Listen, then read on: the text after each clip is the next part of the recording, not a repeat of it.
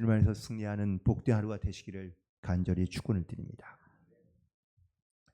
신앙 혹은 믿음이란 내가 죄인이다 라고 고백하는 것부터 시작됩니다. 자신이 죄인이며 또한 나의 어떤 능력으로 혹은 행함으로 구원받을 수 없다는 것을 우리가 자각하게 될 때, 그때서야 우리가 나를 구원하신 구원자를 찾게 되기 때문입니다. 율법은 걔가 바로 죄인이며 혹은 죄인임을 깨닫게 할 뿐, 율법이 우리를 구원하거나 혹은 또 우리를 구원할 수 있는 어떠한 조건으로 이끌어가지는 않습니다. 그래서 이 율법 말고 한 의로운 것을 하나님께서 나타내 주셨는데, 그것이 바로 예수님이신 거죠. 예수님이 우리의 모든 죄를 대신 지시고 십자가에 달려 죽으셨기 때문에 우리가 다 구원받은, 또한 그 주님을 입으로 시인하고 우리가 믿음으로 고백하며 받아들이게 될 때 우리가 하나님의 자녀가 되는 은혜를 얻게 된 줄로 믿습니다. 이것이 바로 우리가 행위로 구원받은 것이 아니라 오직 은혜로 구원받았다라는 것을 말하고 있는 것이죠. 믿음이란, 그래서 이 은혜로 받은 것을 내가 받아들이고 내가 믿음으로 시인하고 고백할 때 그 하나님의 은혜가 우리 가운데 임하게 되면 우리가 그 하나님의 말씀을 따라 은혜를 따라 순종하는 그런 믿음의 길을 살아가게 되는 줄로 믿습니다. 오늘 본문에서는 바로 이렇게 우리가 의롭게 되었다. 어제는 그 믿음의 법이 무엇이냐라는 것에 대한 말씀을 우리가 나눴다면, 오늘은 바로 이 믿음의 길을 우리가 어떻게 가야 하느냐라는 것에 대한 말씀으로 함께 은혜를 나누고자 하는데, 바울은 이거를 의롭게 되었다라는 말씀의 근거를 혹은 또 그 대표적인 사건과 사람을 바로 아브라함으로 말하고 있는 것을 볼 수 있습니다. 여기에는 분명한 목적과 또한 의도가 있는 것이죠. 왜 사도 바울이 이 아브라함을 이렇게 믿음의 길을 걸어간, 또 하나님의 은혜로 의롭게 되었다고 칭함을 받은 자기들의 조상을, 아브라함을 말하고 있는지 그 이유가 분명한데, 특별히 먼저 창세기에 기록된 하나님의 말씀, 최초의 하나님의 말씀이 바로 창세기인데, 이 창세기에 기록되는 아브라함, 이스라엘의 시조라고 말하고 있는 이 아브라함에게, 이 아브라함이 하나님을 의롭다 하심을 받았는데 그 의롭게 된 과정을 말하고 있는 겁니다. 첫 번째, 이 믿음의 길 가운데 아브라함은 행위로 의롭다함을 받은 것이 아니었다라는 겁니다. 오늘 본문에 있는 말씀, 2절에 있는 말씀을 보시면, 만일 아브라함이 행위로서 의롭다 하심을 받았으면 자랑할 것이 있으려니와 하나님 앞에서는 없느니라 라고 말하고 있습니다. 다시 말하면 아브라함은 행위로서 하나님 앞에 의롭다 하심을 받은 것이 아니다 라고 말하고 있는 것이죠. 그렇다면 아브라함은 믿음으로 살면서 하나님께 온전한 행위를 한 적이 없느냐? 아닙니다. 아브라함이 믿음의 길을 가기 위하여 그가 온전한 행위로 하나님 앞에 날마다 섰던 것이 아니라, 그가 날마다 하나님과 가까이 하면서 더 나은 믿음의 길을 걸어갔다는 것을 강조하기 위해서인 겁니다. 또한 더불어 아브라함이 구원받은 것은 선한 행위가 구원의 조건이 아니라 구원받은 자가 마땅히 해야 할 그런 책임과 의무라는 것을 말씀하고 있는 겁니다. 결국 아브라함, 믿음의 조상으로 우리가 또한 이스라엘의 시조로 말하고 있는 이 아브라함도 하나님께서 하나님 앞에 나아갈 때에 어떤 행위로서 의롭게 된 것이 아니라 하나님께서 그를 의롭다 여겨주셨기 때문에 하나님께서 그를 의로운 사람으로 세워주신 것인데, 그 이유가 첫 번째는 오늘 3절에 있는 말씀으로 이렇게 말합니다. 성경이 무엇을 말하느냐? 아브라함이 하나님을 믿음에 그것이 그에게 의로 여긴 바 되었다고 말씀하고 있습니다. 즉, 첫 번째는 우리가 믿음으로 하나님 앞에 나아가야 될 줄로 믿습니다. 아브라함이 의인이 되었다고 말하는 것은, 의롭게 되었다고 말하는 것은 그가 믿고 그리고 그 믿음을 갖기 시작했을 때부터 하나님께서 이 아브라함을 의롭게 여겨주셨다라고 말씀하고 있는 겁니다. 하나님이 아브라함을 택하실 때부터 아브라함이 완전하고 온전한 믿음을 갖고 있었느냐? 아니요, 그렇지 않다라고 말하고 있습니다. 즉, 믿음이 온전하지 못했을 때에 하나님께서 아브라함을 찾아주시고 만나주시고 또한 그 아브라함에게 말씀을 주신 것이죠. 아브라함이 먼저 내가 하나님을 잘 믿겠습니다 라고 하나님을 찾아 나선 것이 아니라, 아브라함 믿음이 온전치 못할음에도 불구하고 하나님께서 먼저 아브라함을 찾아주신 것은 이건 하나님의 은혜이지 않느냐. 즉, 다시 말하면 나도 온전한 믿음을, 완전한 믿음을 갖고 있지 않지만 그럼에도 불구하고 나를 찾아오시고 나를 만나주시고 나에게 말씀해 주신 건 이건 내 믿음 때문이 아니라 하나님의 전적인 은혜이다라는 것을 강조하고 있는 것입니다. 이스라엘 백성들이 아브라함을 믿음의 조상으로 부르고 있는데, 이 고백 가운데는 아브라함 믿음이 정말 좋아서 하나님께서 만나주신 것이다라고 생각하고 있고 또한 그런 착각 가운데 있을 수 있기 때문이죠. 물론 아브라함과 비슷한 시대를 살았던 욥은 당대의 믿음도 좋고 또한 하나님 앞에 인정받은 삶이었다고 말합니다. 그런 사람에게 하나님께서 찾아오시고 만나주시고 말씀해 주실 수도 있습니다. 하지만 아브라함은 그렇지 않았다는 거죠. 또한 두 번째, 그것이 그에게 의로 여겨진 바 되었다라고, 하나님께 의로 여겨진 바 되었다고 오늘 3절에서 말씀하고 있는데, 여기서 말하는 그것은 무엇일까요? 믿음입니다. 아브라함의 믿음. 즉, 아브라함이 하나님을 믿을 때 하나님께서 그를 의롭게 여겼다고 말씀해 주고 있는데, 그렇다면 아브라함이 처음부터 하나님을 온전히 믿고 나아갔느냐? 그렇지 않죠. 그가 나중에 후에 창세기 15장쯤 되었을 때에 그가 하나님의 말씀을 믿기 시작할 때 하나님께서 그를 의롭게 여겨주셨다고 말씀하고 있습니다.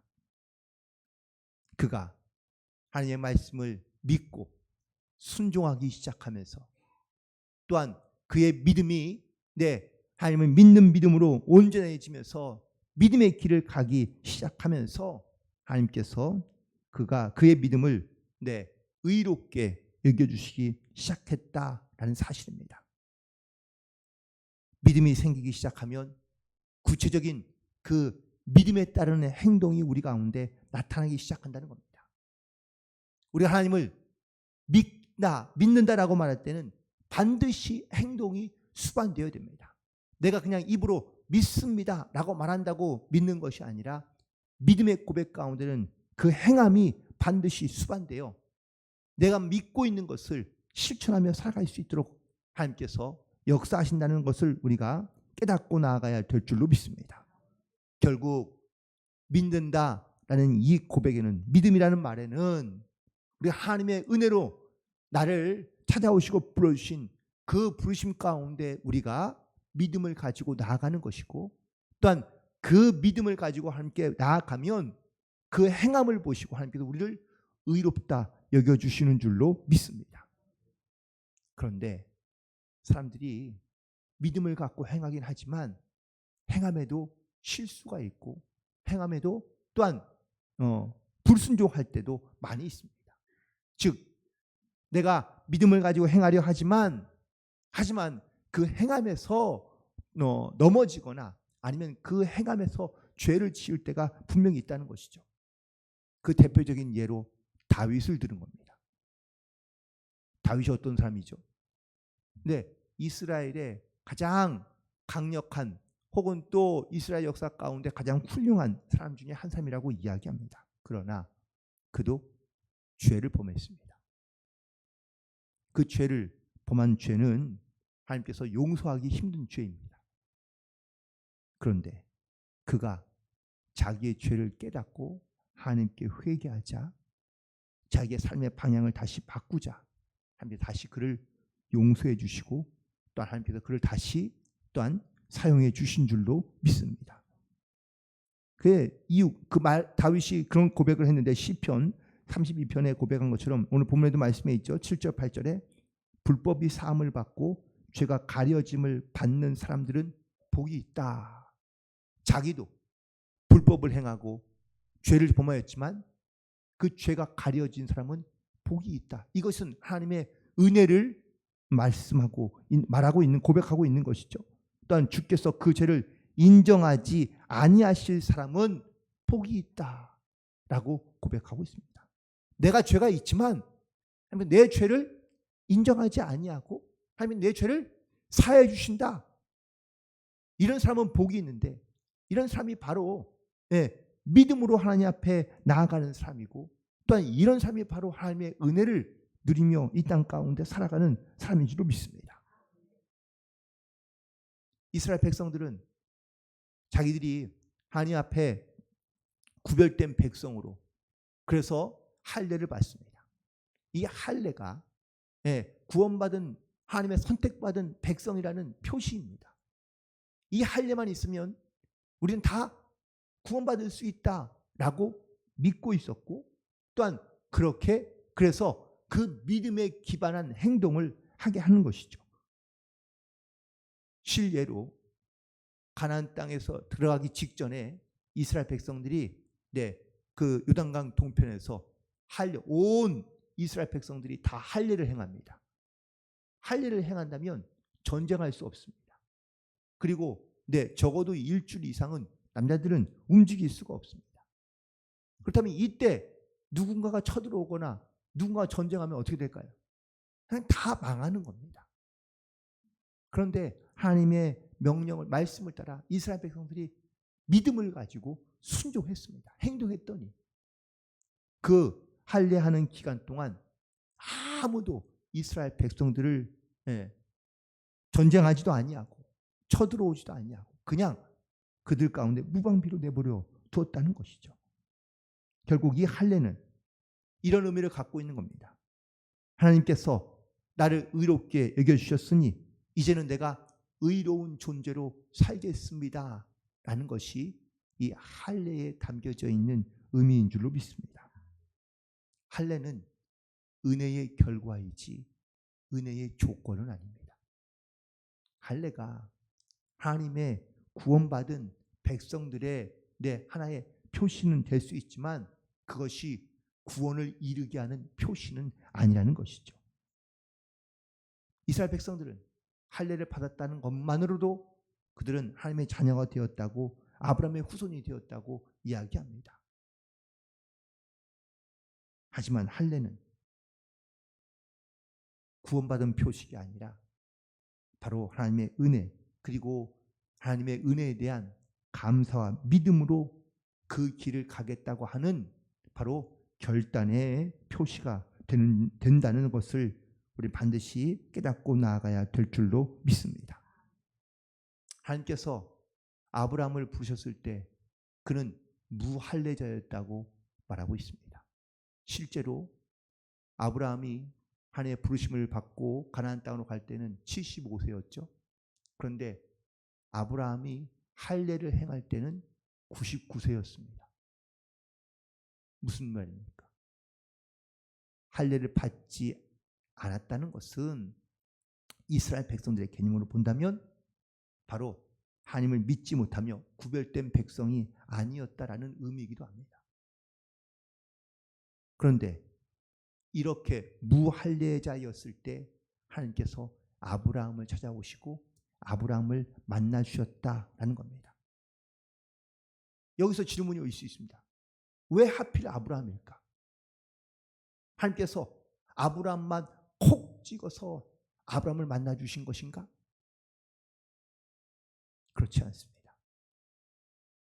누구든지 하나님의 부르심을 받고 또 하나님의 말씀 가운데 하나님께서 그에게 은혜를 베풀 수 있습니다. 그런데 중요한 것은 그 은혜를 깨닫고 하나님 앞에 나아가는 자가 바로 아브라함이었다라는 사실인 것이죠. 우리도 하나님을 모르고 살 수 있습니다.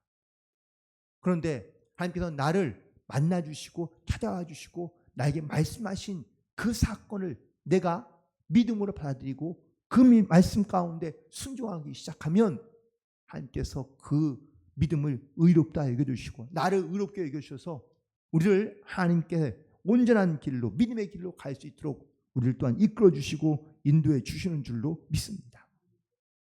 아브라함이 하나님을 만났지만 또 하나님의 부르심을 받았지만 그에게 아무것도 이루어진 것이 없다고 말씀하고 있습니다. 그런데 놀랍게도 이 아브라함이 하나님의 의롭다함을 얻을 수 있었던 매우 중요한 이유는 오늘 본문 말씀 18절에 있는 말씀을 보시기 바랍니다. 아브라함이 바랄 수 없는 중에 바라고 믿었으니 이는 내 후손이 이와 같으리라 라고 말씀하고 있습니다. 바울이요. 죄송합니다. 네, 아브라함이 이렇게 바랄 수 없는 중에 바라고 믿을 수 없는 중에 믿었기 때문에 하나님께서 그의 믿음을 의롭다 여겨주신 줄로 믿습니다. 우리가 주일 설교에도 말씀드렸지만 아브라함이 자식이 없고 또한 아브라함이 고난의 시기를 겪고 있고 또한 그 어려운 중에도 바랄 수 없는 중에도 믿어지지 않는 중에도 그가 말씀에 의지하여 믿음을 가지고 순종했을 때 하나님께서 그의 믿음을 의롭다 여겨주셨다라고 말씀하고 있는 겁니다. 아브라함은 무할례자였을 때 하나님께서 그를 만나주시고 찾아주셔서 그에게 약속해 주신 하나님의 말씀을 그가 바랄 수 없는 중에 믿기 어려운 중에 그가 믿음으로 그것을 순종하여 나아갔을 때 하나님께서 그를 통하여 그 믿음대로 하나님께서 역사해 주시고 또한 그를 믿음의 조상으로 세워 지금 이 시대를 살아가는 모든 사람들까지 우리가 믿음이 없어도 부족해도 우리가 비록 또 하나님을 향한 온전한 그런 믿음을 갖고 있지 않는다 할지라도 우리가 하나님이 나에게 찾아오신 그 말씀을 내가 믿음으로 바랄 수 없는 중에도 내가 믿음을 가지고 나아간다면 하나님께서 나에게 은혜를 베풀어 주시고 또한 그 은혜에 하나님께서 순종하는 그런 모습을 볼 때마다 하나님께서 우리의 믿음을 보시고 우리를 의롭게 여겨주셔 하나님의 백성으로 이 땅 가운데 또한 살아갈 수 있는 힘과 믿음과 지혜와 능력을 우리 가운데 허락해 주시는 줄로 믿습니다. 다시 한번 내 인생 가운데 값진 하나님의 이 은혜를 우리가 반드시 깨닫고 내 인생 가운데 나도 역시 이 값진 인생으로 보답하는 삶을 살아가 하나님께 영광을 돌릴 수 있는 저와 여러분 되기를 간절히 소망하며 오늘도 이 믿음의 길을 걸어가는 사는 모든 성도들 가운데 주님이 동행하시고 함께 하심을 믿음으로 고백하며 승리하는 복된 하루가 되시기를 간절히 축원을 드립니다. 기도하시겠습니다. 하나님